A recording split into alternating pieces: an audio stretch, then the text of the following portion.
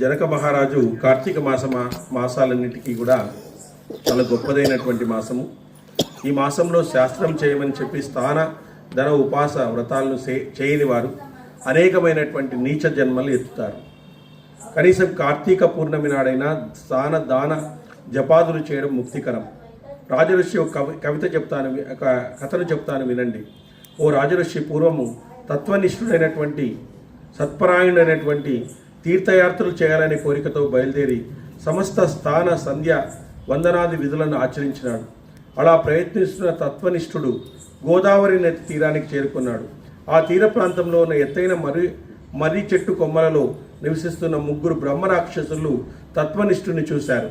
ఓ తత్వనిష్ఠుడు అనేటువంటి వాడు అనేకమైనటువంటి తీర్థాలు అనేకమైనటువంటి స్థాన సంధ్యావందనాలు చేస్తున్నాడు. అతను గోదావరి నదికి రావడం జరిగింది.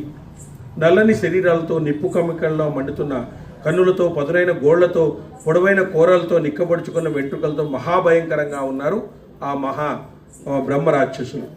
తన వైపుకే రావడం చూసినట్టు తత్వనిష్ఠుడు భయంతో వణికిపోయినాడు. దిక్కుచోచిన తత్వనిష్ఠుడు శ్రీమన్నారాయణ్ణి తలుచుకుంటున్నాడంట. ఆయన అయ్యో ఏమయ్యా ఇలా ముగ్గురు రాక్షసులు ఉన్నారే, ఈరోజు మనము ఏమైనా వాళ్ళకి ఆహారం అయిపోతామేమో అనేటువంటి ఉద్దేశంతో భయపడుతున్నాడు. ఆర్తితో నిన్ను ప్రార్థించిన గజేంద్రునికి ద్రౌపదికి ప్రహ్లాదుని కాపాడిన దయాసముద్రుడమైన నిన్నే శరణు వేడుతున్నాను. ఏమయ్యా గజేంద్రుని కాపాడినావు, ద్రౌపదిని కాపాడినావు, ప్రహ్లాదుని కాపాడినావు, కాబట్టి నిన్నే శరణు వేడుతున్నాను దామోదర అంటూ గొంతెత్తి పడుతున్నాడు. తత్వనిష్ఠుడు చేస్తున్న హరినామస్మరణ విన్న బ్రహ్మరాక్షసులు అతని మీదికి పరుగులు తీయడమే ఆపేశారు. ఆ ముగ్గురికి జ్ఞానోదయమైంది. అప్పటి వరకు తాము చేసిన చెడ్డ పనులను తలుచుకొని సుఖిస్తూ తత్వనిష్ఠుతో మహానుభావ, నిన్ను చూడడం వల్ల, నువ్వు చేసిన శ్రీహరి నామాన్ని వినడం వల్ల మా పాపాలు హరించుకొని పోయాయి. చూడండి, భక్తుల యొక్క నామాలు, భక్తుల యొక్క కథలు, భక్తుల్ని చూడడం వల్ల కూడా మాకు కనువిప్పి కలిగింది. మేము నీకు ఏ విధమైన అపకారము చేయము అని నమస్కరించినారు. బ్రహ్మరాక్షసులు అన్న మాట విన్నాక తత్వనిష్ఠుడు చేరుకొని స్థిమితపడినాడు. వాళ్ళతో, మీరెవరు? మీ మాటలు వింటుంటే మాకు చాలా మంచి వాళ్ళలాగా ఉంది, మీరు బుద్ధివంతుల్లాగా ఉన్నారు, అసలుకి మీరెవరయ్యా అని అడిగినాడు.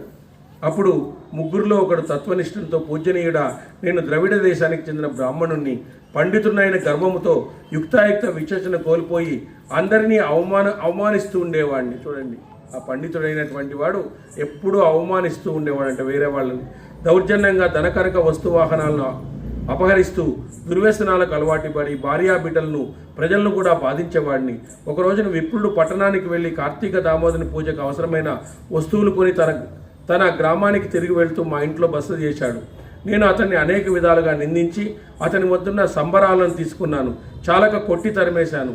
ఆ విప్రుడు నన్ను కోపగించుకొని, ఊరి దుర్మార్గుడా, చెడ్డగా బతకడమే నిత్యమైనదని సత్యమైనదని ప్రవర్తిస్తూ పూజ సంబరాలను కూడా ఆలోచించకుండా నన్ను కొట్టి హింసించినావు.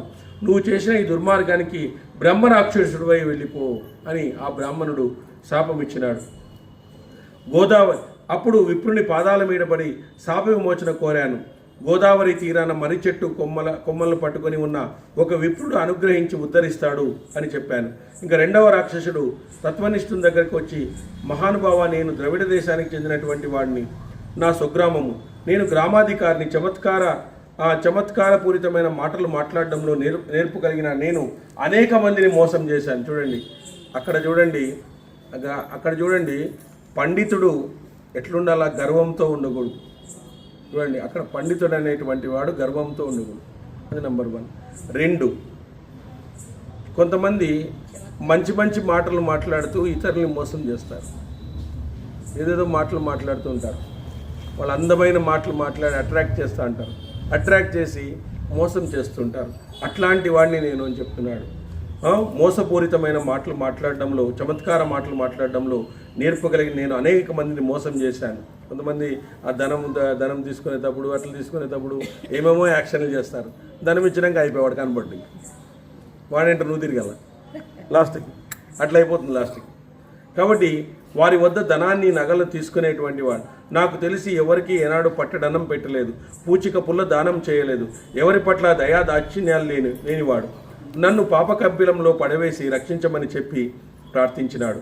ఇక 3వ రాక్షసుడు, ఓ బ్రాహ్మణోత్తమ, నేను ఆంధ్రదేశానికి చెందిన వాడిని, విష్ణువాలయంలో అర్చకునికి ఉండవలసిన మంచి లక్షణాలు ఏవీ లేవు. చూడండి, వీళ్ళందరూ కూడా గొప్ప వంశంలో పుట్టిన వాళ్ళే, కానీ వాళ్ళ గుణాల వలన వాళ్ళు రాక్షసులు అయిపోయినారు.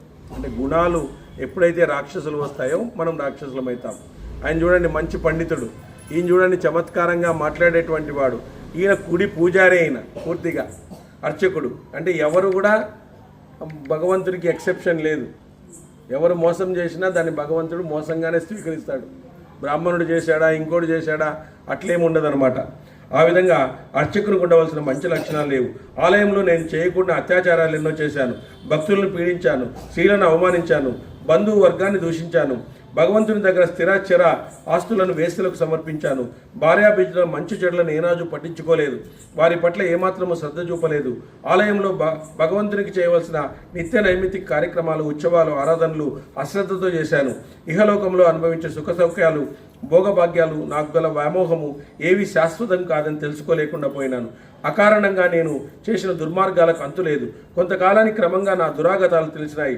వాళ్ళ ఆగ్రహానికి గురి అయ్యారు. నేను అన్యాయంగా సంపాదించిన సంపదలు కొన్ని తరిగిపోయినాయి, కొన్ని తొలగిపోయినాయి.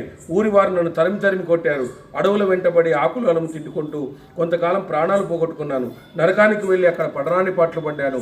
ఎన్నో నీచనమైనటువంటి జన్మలు ఎత్తాను. చివరకు బ్రహ్మరాక్షస రూపాన్ని ఎత్తాను. కనుక ఈ బాధల నుంచి నన్ను రక్షించగలవాడు నువ్వే అని చెప్పి మాకు స్ఫురణ కలిగింది. బ్రహ్మరాక్షసులారా, ఈ జీవిత బాధలు పూర్తిగా తెలిసినాయి. మీరు ఎంతగా దుర్మార్గంగా ప్రవేశించినా ప్రస్తుతం పడుతున్న పశ్చాత్తాపం కారణంగా పరమ పునీతులైనారు. హరినామాన్ని విని మీరు గత జన్మలో గుర్తుకు వచ్చినాయి. ఇక మీదట చూడండి, మన గత జన్మను కూడా గుర్తు చేస్తాడు హరినామాన్ని వింటే. కాబట్టి అట్లా ఉండకూడదని మనకు తెలుస్తుందన్నమాట. ఈ మాసంలో పవిత్రమైన జలాలతో స్నానం చేసిన వారి పుణ్యగతులు లభిస్తాయన్నమాట సత్యము. కనుక మీరు కూడా నాతో రండి అంటూ వాళ్ళని వెళ్ళబెట్టుకుని గోదావరి నదికి వెళ్ళి గోదావరి నదిలో పవిత్ర స్నానం చేయించాడు. తాను కూడా భక్తి ప్రవర్తనతో నదీ స్నానం చేశాడు. దానివల్ల తనకు కలిగిన ఫలితాన్ని బ్రహ్మరాశులకు దారబోశాడు. అంతే ఆ క్షణంలోనే వారికి రాక్షస జనములు అంతమైపోయినాయి. అంతరిక్షంలో నుంచి దివ్యమైన పుష్పక విమానం వచ్చి వారిని ముగ్గురిని ఎక్కించుకొని కైలాసానికి తీసుకువెళ్ళింది.